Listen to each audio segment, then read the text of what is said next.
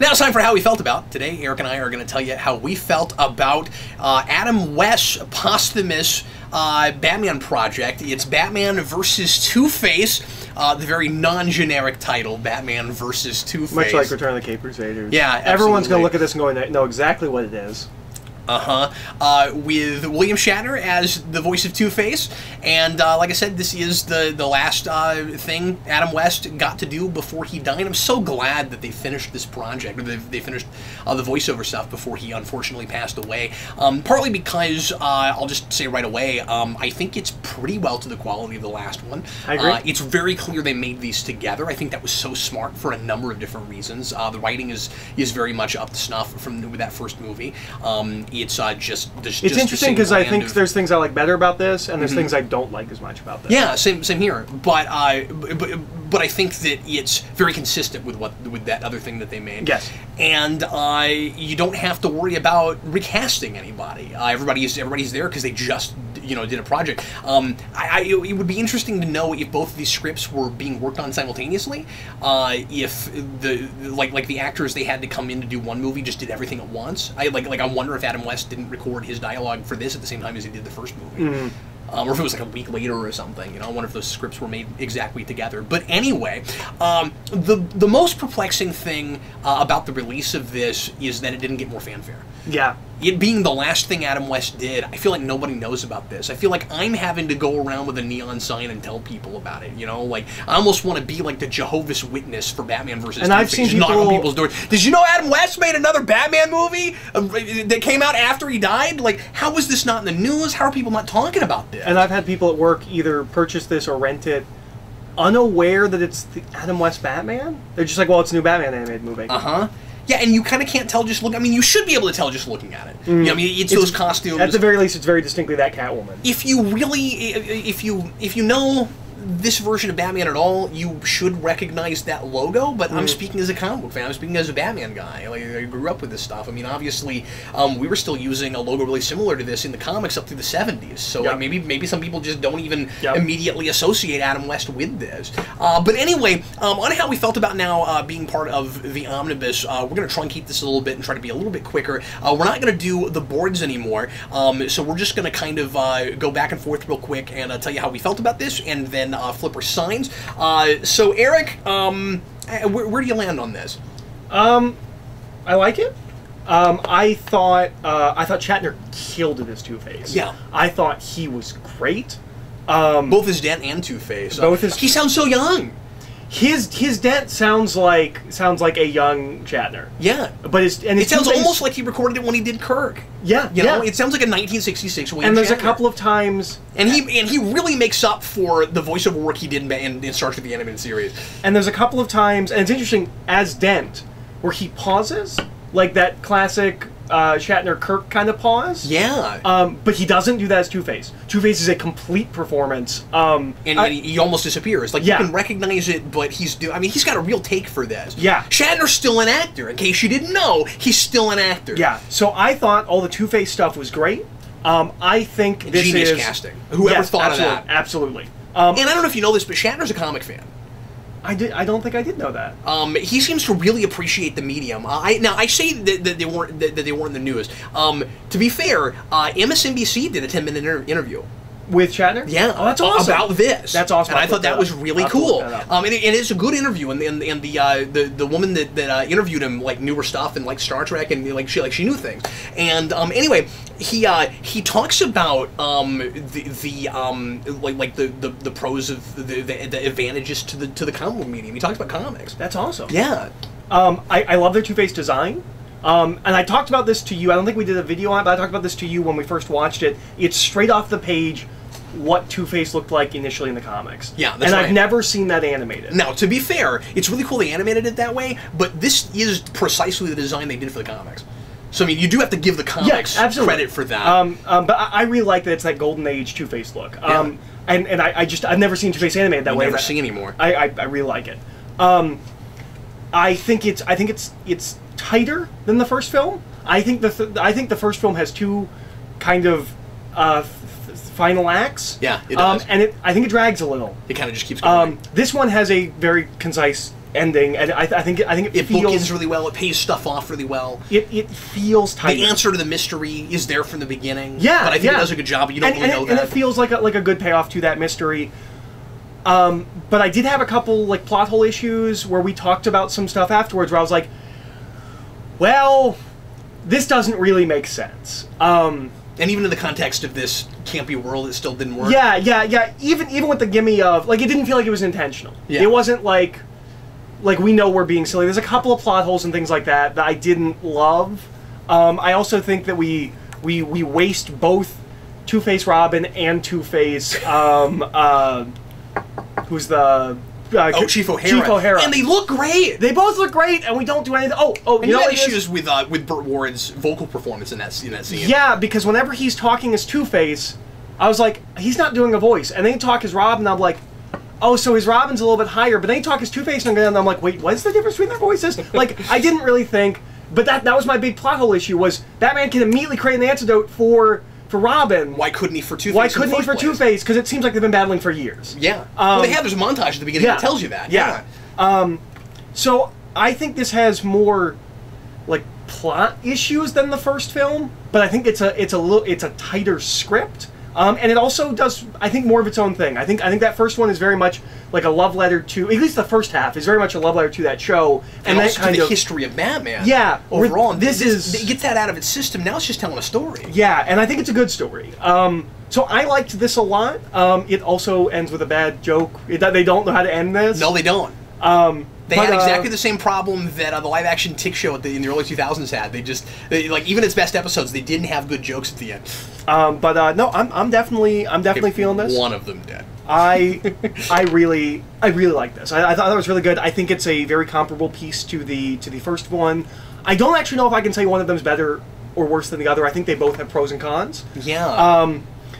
And like, there's something to respect about this being its own story, and there's something to respect about the love letter to Batman as an icon that the first film is. Yeah, and one thing that's impossible, I mean, they're very much companion pieces, and I actually, at the end of the day, really appreciated the fact that this is just another story and didn't feel the need to call back to that first movie at all. Like, they're not interconnected. There was a plot thing where it would have been really neat if they were, but ultimately I was really glad that they weren't, and I think the twist is better than the one I came up with that would have been connected to the first movie. With the Duplo Ray thing. Yes. I think this is better than that, actually. And it's a really unique take on Two-Face.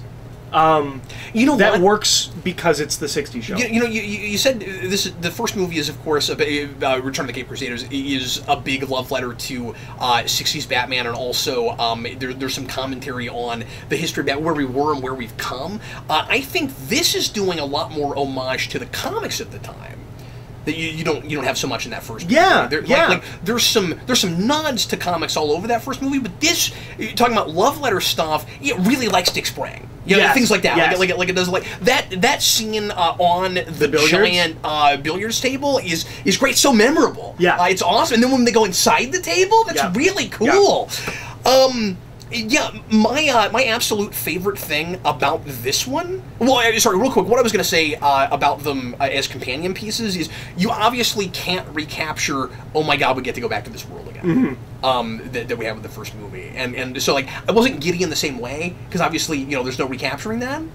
I did think it was really fun that it had stock footage. I loved that when they get in the Batmobile, the doors coming up inside the cave as they're driving and stuff. All of that, and the big kind of money shot of the car coming at you, like all of that is just right out of the first movie. They're doing stock footage just like that show did. They don't have to do that. They probably could afford to animate something different, but they didn't, because that's what this show would do. But what's funny is that's a lot of that is the stuff that got me really giddy, and I was like, oh cool. It's like in the first movie where it's like, oh cool. It's a update reimagining of that show with more of a budget because it's animated and you can do more of what you want to, and that's the stuff it couldn't recapture, and it's using the same footage.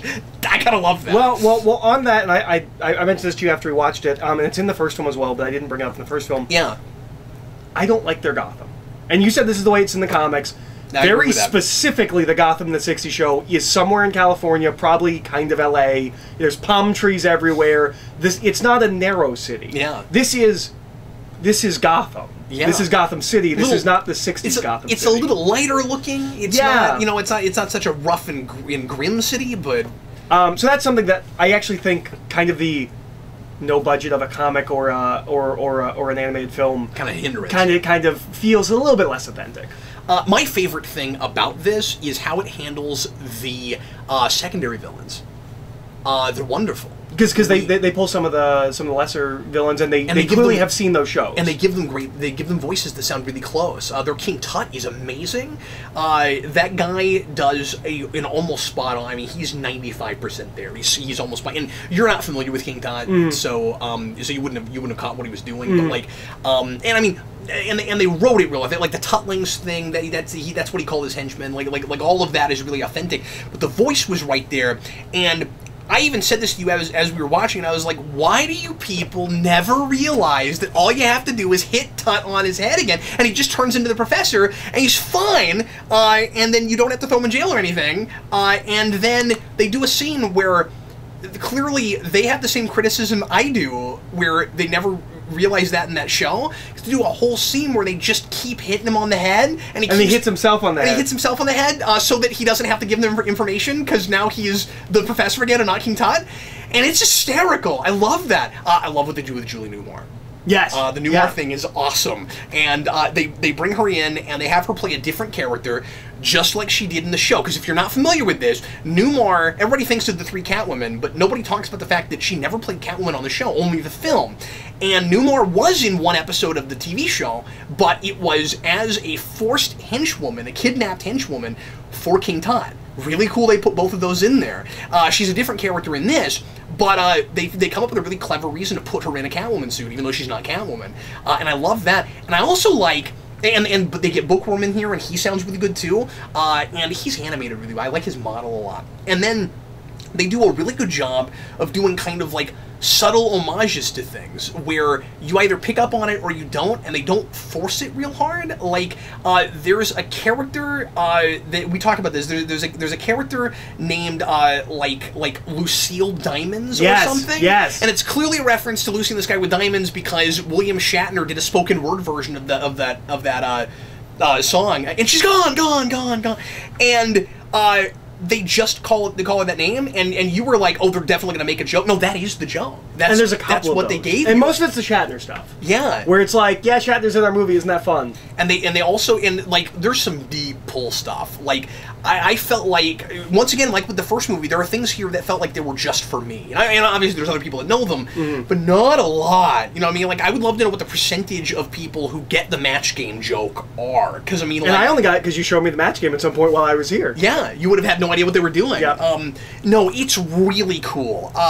I have questions about Batman's morality at the end of this that I won't get into, and I don't know if it's supposed to be like that tongue-in-cheek thing where nobody in this world or Batman, either because they're stupid or in the case of Batman because he's so eccentric, like realizes the implications of it, or if we're not thinking. But there's just a whole thing about like whether or not you should be considered responsible for your actions if you're not really yourself at the time that you do so, where you have like a psychosis thing, where it's not even because of anything in your own psyche or personality, it's just there's an outside agent that's given to you that makes you do things.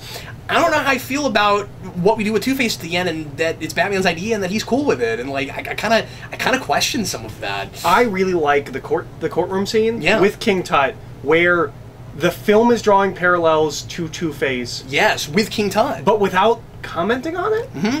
It's just there. And if you notice it, like, it's clear the subtext of the scene is... really smart. He's kind of talking about himself and how he feels, where he's like, but he wouldn't be able to commit these crimes without your knowledge of Egyptology. Therefore, you're responsible for these crimes. And he, obviously, I think has internalized some of that about Two-Face, where...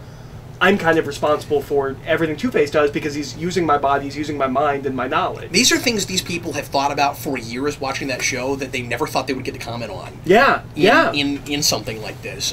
So yeah, It's great. Obviously, I wish Adam West was still alive and we could get more. I do like. I do like that there's two of them and the last one is Two-Face, and there's only two in their companion pieces. That's really cool. You thought maybe Batgirl would show up. I think if they had done that, a third one, they would have done it with a third one because she was in third season. You would have to recast her now because Yvonne Craig has passed away a couple of years ago, I think, maybe last year. So yeah, sadly, we're not going to get any more of these. And even if Adam West hadn't passed, they don't seem to be selling well. I'm not sure we would have gotten another. So I just noticed something about the case. Real quick, I don't think we would have gotten two of these if they hadn't made them at the same time. That's true. No, absolutely. What are you going to say? It says William Shatner as the voice of Two-Face. Right. They don't even have Adam West on the cover. I know. I didn't realize, like, I just kind of assumed... No, we talked about that. I just kind of assumed it was William Shatner, Adam West. No, because remember I was telling you, they had to have had all this processed and done before they knew he was passed, because they wouldn't have done the box this way. Yeah. You would have said something about it on the box. I mean, they get it in the end of the film, of course, luckily, you know, they dedicate the film to him, but wouldn't it be on the box? Yeah, you should... Adam West should be in big letters on the box. Yeah. Or even, I mean, I don't know if it would be in poor taste, but even like his final performance, I don't know if that would have been bad. Do you? I don't think so either. Would it be wrong to use that to sell this? Because, yeah, that makes somebody else money, but wouldn't everybody want to see this? Yeah. Wouldn't everybody who likes Adam West want to see this? I kind of thought, maybe I'm naive, I kind of thought that this would come out and people would not even realize that first one came out, but everybody would know about this one. Because it's the last thing he does before he dies. And people will be like, oh, cool, they made a new Batman movie. I thought I would have to go around rolling my eyes going, no, they made one already, you should have seen it, it's awesome. Not to be prudish or fanboyish about it, but just, it's awesome. I wish more people got to, knew about it and got to see it. That first movie apparently didn't do well enough for them to put this one out in the theater with Fathom like they did the first one, because that was so cool. And this animation is worth the big screen. I agree. It's wonderful. It could have been a wider release. It probably wouldn't have sold well, but I'm just saying, like, it's that good. Yeah, it deserves that. I agree. Anyway, it's just flip your sign. It's just wonderful. I'm so glad we have these. Yeah, me too. I will. It's obviously bittersweet because Adam West isn't with us anymore, and we're not going to get any more of these. But I will watch these over and over and over again. It really feels like a really nice cap off to the 60s show. And we got two movies that are probably together better than the entire third season, honestly. I mean, there's some good stuff in third season, but I dare I say, we came back in 2016 and 17 and made better material. Made a great season 4. Made a great season 4, yeah, absolutely. So anyway, Eric, you before we finish out how we felt about, so we're gonna do the show a little bit differently. Now there's gonna be a little bit. I said we're gonna make it short. We're gonna make the review that first review short. We're also gonna talk about a few other movies that we watched that are kind of some of them older retro things. You wanted to talk about something you watched. Starship Troopers, Traitor of Mars. Now, is that a new thing? That is a new thing. Okay, well, you can do the sign flip thing. Go ahead. I will do the sign flip thing. Cool. Now, I did not watch this, so you have the floor, sir. Go ahead. So, this is the 5th Starship Troopers movie. Not only about you, but I'm a big fan of Starship Troopers. The first film. I've never seen it. You've never seen it? No. You can put it on You Made Me Watch. I will put it on You Made Me Watch because it is a phenomenal companion piece to RoboCop. Interesting. It's a film that no one got when it came out. No one got that this was... Well, wait, that's also the same guy, isn't it? It is. It's Verhoeven. Yeah, it's Verhoeven, yeah. It's also the same writer as RoboCop. That I knew. Interesting. And but it's about different things, right? Like it's satire about different things? It's satire about fascism and the war machine. Okay. And there's a lot of Nazi imagery and stuff like that, where the joke I mean, there's some fascism stuff in RoboCop, but it's more about, like, corporate fascism, if you could put those words together. Yeah, no, this is all about Nazis and war propaganda and things like that. And okay, so it's like the government side of that. Yes. Okay. And the joke of the joke of Starship Troopers is, we are the bad guys. We are the monsters, and the film never tells you that. And it's really weird, because if you watch it, you're going to go, yes, of course. That's clearly making fun of these things, but... Not that this is a comedy, but it's sort of like how Frankenstein is actually the victim. Yes, yes. Reviewers of the time didn't get it. Viewers of the time didn't get it. They all thought... like it was lambasted. And people thought it was pro these things. They're like they accidentally made a, like this... Like a Nazi propaganda film? Yeah, this film? super fascist film. It's clearly a joke. Explain this to me, then. Why did people get RoboCop, but they didn't get that? Because RoboCop comes out and all the critics are saying that this is a brilliant satire. The only thing I can think is that RoboCop was more timely. RoboCop was commenting. He spoke to them. Yeah, it was commenting on the time, whereas this is a more. It had his finger on the button. Yes, that movie comes out in '87. It is about '87. Exactly. Yeah. Starship Troopers is not that. So there are 2 live-action sequels that I have not watched. Because everyone said they're bad and that they're just generic action movies. Which is what RoboCop sequels were. Yeah. So I never watched them. Although they are all that's written... what I'm told. I still haven't actually sat down and watched them. I like RoboCop 2 well enough. RoboCop 3 is really bad. Well, remember we were going to do an experiment where you were going to have me read the comic adaptation of Miller's Yes, because you've never seen the second one. Because I've never seen it. So I was going to read that and then watch RoboCop 2 and then do a rewind on it. I completely forgot about that, but yes, we should do that. This was an idea we had like 3 years ago. Okay, we should totally do that. But so there are 2 live-action sequels that, from what I understand, are not very good. And it's interesting because they are all written by this writer of the first film, which makes me think that most of that satirical stuff came from Verhoeven, but I have a hard time believing that, so it's very strange. Then they... and the second film is just like a direct-to-DVD. I mean, they're all direct-to-DVD, but it's just kind of like in the same universe. The third film actually gets back Casper Van Dien, who's the lead actor of... We all know Casper Van Dien. He's a huge star. Is he a friendly ghost? I don't know who that is. No, he's just the star of Starship Troopers and nothing else. Oh, Casper Van Dien, the friendly ghost. I'm sure I never heard that growing up. But so there are 2 live-action sequels, and they're, from what I understand, nothing. Yeah. Then there was an animated film called Starship Troopers Invasion, which I watched. Actually, kind of in preparation for Traitor of Mars because I heard it was better. The big thing about it is they finally put in the power armor from the book. And I watched some of the special features, and all the special features, and there are extensive special features on that DVD, and all the special features are people saying, yeah, I read the book and I liked it, but then I went back and I reread it and I realized I didn't like the book, I just liked that it had power armor, and I thought that was, like, it's just people commenting about how cool power armor is. It's not that good. It is... kind of a generic throwaway animated thing. And these are CGI animated. They're not 2D animation. So what's the one like that you're actually supposed to be reviewing today? So Traitor of Mars injects the humor back in. Oh. There are constant... because... it's weird because it sounds like a John Carter movie, right? Like... Yep.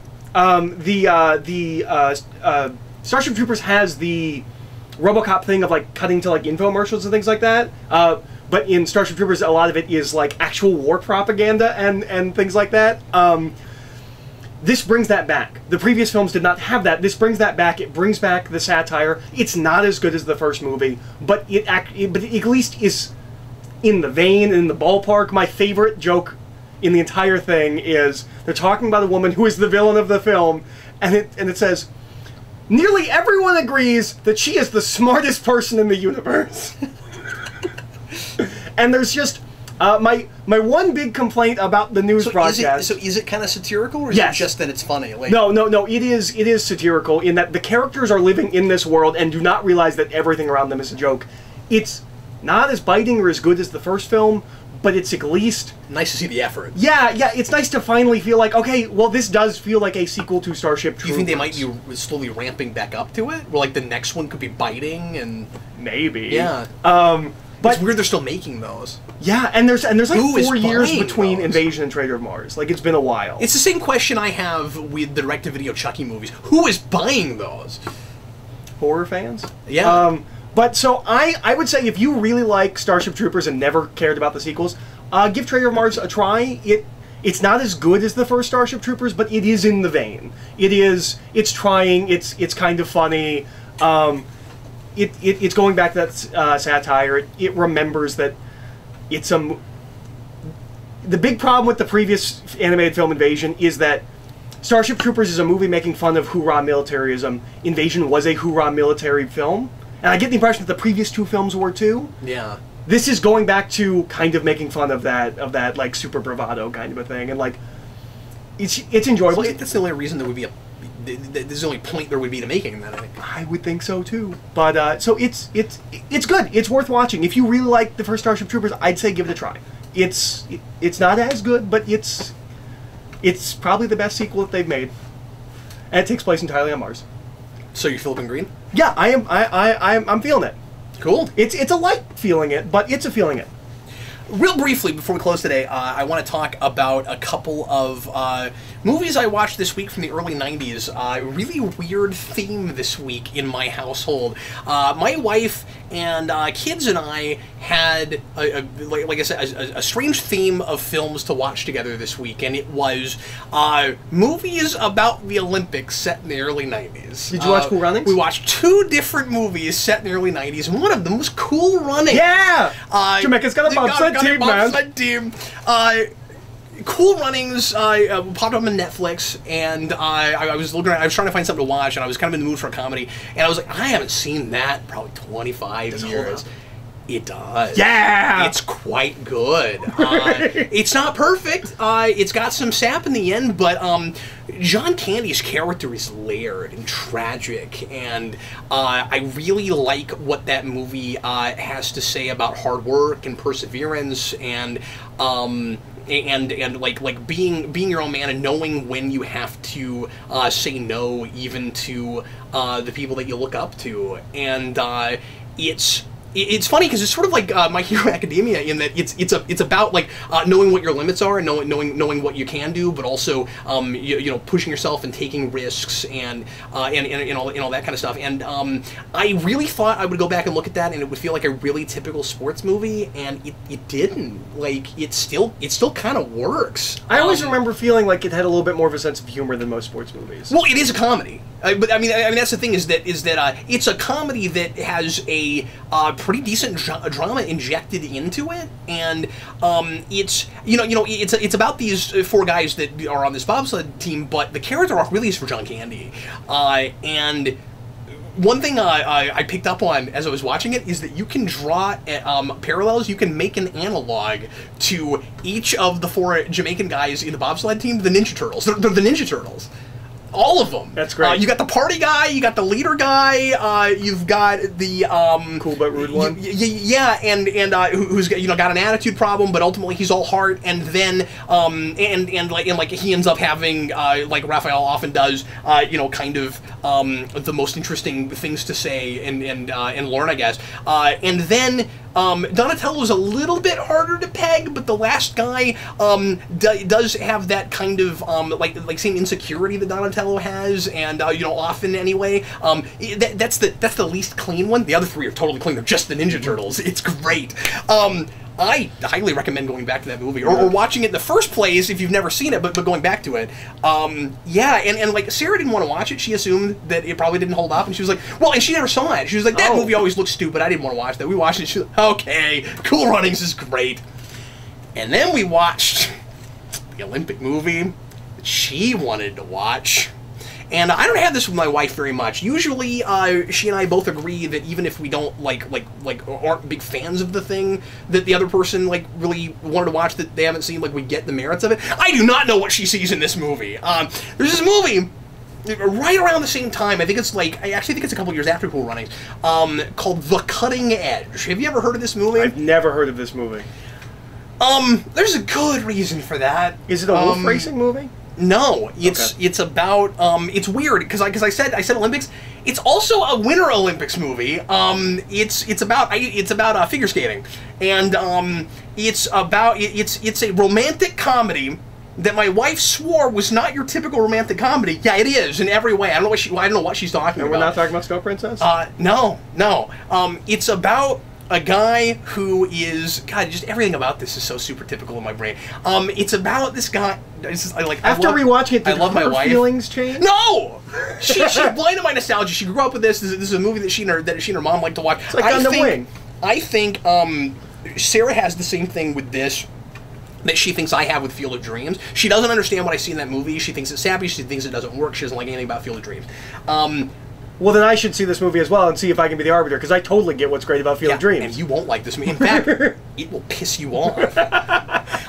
Because I've told all these things to my wife. I'm not being mean to her on camera right now. I was like, do you really want to know what I think of this movie? It doesn't work at all. I don't understand. Like, with respect, if you have the nostalgia thing, I totally get that, but you can't explain to me what you like about this movie. Like one of the only things I liked was just John Locke from Lost is in it, but does he have his 90s mustache? He does. He has his 90s mustache. He looks just like Admiral Pressman in Pegasus. You haven't gotten Pegasus yet. Did I tell you about that? He's an admiral in TNG. You probably have told me that, but one of the hands down the best TNG episodes. Nice. But anyway. I don't want to go too far into this, but it's about this guy who's a hockey player who gets in an accident and loses ends up with a blind spot. He loses like 18% of his like peripheral vision, and so he's not able to play professional hockey. And like Casey Jones, right? Exactly, just like that, just like Casey Jones.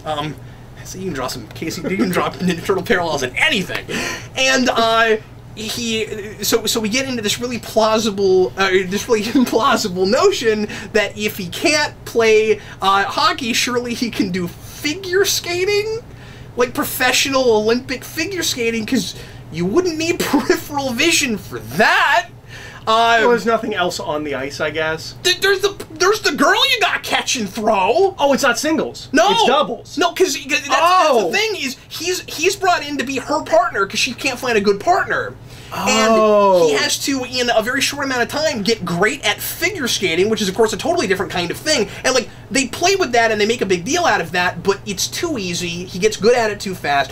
I don't understand why he is, like, the only person they can find that they think has any potential for it, because they can't find people that are trying to be figure skaters to work with her. Okay, can I tell you something that makes this both dumber and better? Yeah. So, my little brother plays hockey. Okay. I've lived around hockey for the past I forgot 15 about years. that. Sure. Okay. So figure skating is to hockey like dance is to like football. Yeah. Like you talk to any football player, they know dance. Sure. Figure skating's like that. You learn figure skating too. You're also... Well, that makes this worse. Because he didn't. Yeah, so he should already at least have the basics of figure skating. And there's this part where he goes to a party with all of his friends and family, and he has to break to them that he's not doing hockey anymore, that he's doing figure skating, and they all think he's crazy, and they're like making fun of him and stuff, like he's prissy, and it is a really like amateurish script, I think. There's a lot of really trite, contrived dialogue, and just kind of wooden dialogue. I don't think the couple has any chemistry at all. And are they anybody like actors? No, I don't think so. You remember Leah Brahms in the TNG episode with the woman who designed Party Enterprise, yes. And then he's like enamored with her after the hologram thing. She's like at first I thought it was the same actress. It's not her, but that movie is. What if Leah Brahms was a figure skater? That's what that movie is. And anyway, I have to tell you about, like, there's so much stuff I could complain about, but I have to tell you about the most absurd scene I've ever seen. One of the most absurd scenes I've ever seen. I don't know how this doesn't drive you crazy. There's I didn't see it. There's a scene where they're so the idea is she wants to do all the like standard typical classical stuff, and he wants to be all rock and roll and shake it up, right? And at the end of the day, they don't do anything really all that like unusual or fresh or new or experimental, but they pretend like they treat it like that. And also the score has like there's like this Rocky type theme all throughout it, and they never show you a full program. Like when they figure skate, they never show you a full program, and so you never get really a sense of like why the judges are impressed with them or the part where they're not. And then at the end they have like the big giant like major performance, right? And they show it to you in snippets. They don't show you the whole performance. And they play like this Rocky type thing behind it that the movie opened with, and I don't know if that's supposed to be the music they're dancing to or just the score, but how are they not showing you the music they're dancing to, especially because of this preposterous scene. So there's the scene where they each have a song they want to play, and hers is Mozart, and it's like the most obvious Mozart pick. I forget which one it is, but you've heard it, and not with people figure skating dancing to it, because I think that doesn't make any sense. But anyway, and then his is just this really generic rock and roll. Because they couldn't license a real song? But what's stupid is there's popular music all throughout the movie, or at least maybe not popular, but licensed music. But yeah, they were cheap and they didn't pay for anything. And it feels like a TV movie. It really watches like a TV movie. Sorry, Sam. Anyway, but so they have this ridiculous scene where they have a boom box, and they keep pressing knobs, going back and forth between their two songs, and then turning them up like louder and louder, like that's gonna win the argument. And that feels like a TV commercial. First of all, it's just a dumb scene because like this movie thinks drama is people screaming at each other. It's that kind of movie, like Discovery. Yeah, so they do kind of. So they. We'll get there. I'm not gonna make a comparison between those two things. So they do the same thing with these knobs, where it's like that's drama, and they think it's funny. They're playing it for comedy too. But I was all just. The genericness of the music was annoying. But then I got preoccupied by the logistics of it. Is it two tape decks where the two tapes are both playing at the same time? Radio like what stations? is it? Yeah, like what exactly are they connected to? I couldn't figure that out. Anyway, I thought that movie was really, really bad. I will stick to Will Ferrell's Blades of Glory. That was I've never seen that because I'm not a big Will Ferrell I don't know fan. if you like it, but I like Balls of Fury. There's things about it I like. Is it like Balls of Fury? A little. Anyway, were there any other movies you wanted to tackle this week, Eric? I don't believe so. All right, well, there we go. That was a weird smattering of films, but thanks a lot for watching. There's a theme in there somewhere. You can find it. If you are watching this as its own video, and if you are hanging out with us on the Omnibus, we are going to keep going right now to our next segment.